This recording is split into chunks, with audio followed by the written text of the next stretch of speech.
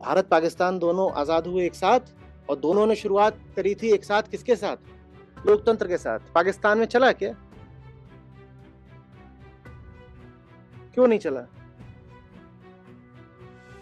क्योंकि लोग ऐसे नहीं थे जो समझ पाए कि अपने विवेक से ही जीवन को आगे बढ़ाना। लोकतंत्र का मतलब होता है, सबसे बड़ी बात है तुम्हारा विवेक, तुम चुनोगे अपने विवेक से। पर अगर लोगों के मन में बात बैठा दी गई हो, नहीं साहब मुझसे बड़ी ताकत तो बाहर है और वो जैसा बोले वैसा ही होगा। यूरोप में जितने राजा होते थे, चाहे फ्रांस के हो, जर्मनी के हो, ब्रिटेन के हो, सबके सब क्या बोलते थे? सबसे बड़ी ताकत गॉड की है, and the king is the representative of the God. तो आम आदमी विद्रोह फिर कर ही नहीं सकता, क्योंकि सबसे बड़ी ताकत आपके भीतर नहीं है। सबसे बड़ी ताकत वहां आसमान में बैठी है, और वो जो आसमान में बैठा है उसने किसी को यहां गद्दी पे बैठाया है। तो फिर आम आदमी विद्रोह कैसे कर सकता है?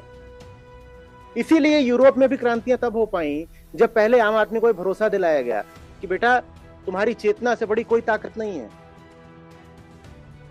उस गद्दी पर वो बैठेगा जिसको तुम्हारी चेतना स्वीकार करेगी। अभी तक तो ऐसा नहीं है, गद्दी पे जो बैठा है उसको तो गॉड ने स्वीकार करा है, गॉड से उतरा है वो सीधे। इसीलिए जो गद्दी पे बैठे होते हैं उनके लिए बहुत सुविधा रहती है, वो अपना संबंध सीधे गॉड से जोड़ देते हैं। फिर आम आदमी विद्रोह नहीं कर पाता। गद्दी और गॉड इतिहास में हमेशा साथ साथ चले हैं। गद्दी वाले के लिए गॉड बहुत जरूरी हो जाता है।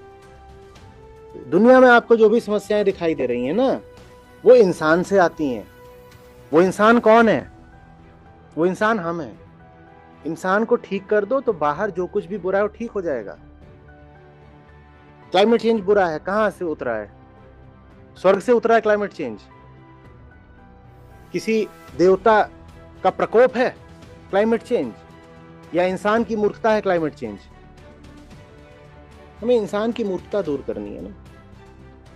इंसान की मूर्खता दूर नहीं करोगे तो कितनी भी नारेबाजी कर लो, बाहर की समस्या एक रूप बदलकर दूसरे रूप में आ जाएगी। बल्कि आप भीतर की समस्या सुलझाओ तो कुछ सूरमा आकर आपत्ति करते हो, कहते हैं अरे क्या बस बात ही करते रहोगे, चलो कुछ करके दिखाओ। क्या करके दिखाओ? उनको लगता है कि समस्या बाहर है, तो चलो बाहर चलो, बाहर समाधान करेंगे। रैली निकालो, मार्च करो, तोड़फोड़ करो, आंदोलन करो, क्योंकि समस्या तो उनके देखे कहां है? बाहर है। तो अगर मनुष्य अपने भीतर की समस्या को समझने का प्रयास करे तो उनको लगता है कुछ करा थोड़ी जा रहा है, कुर्सी तोड़ी जा रही है बस।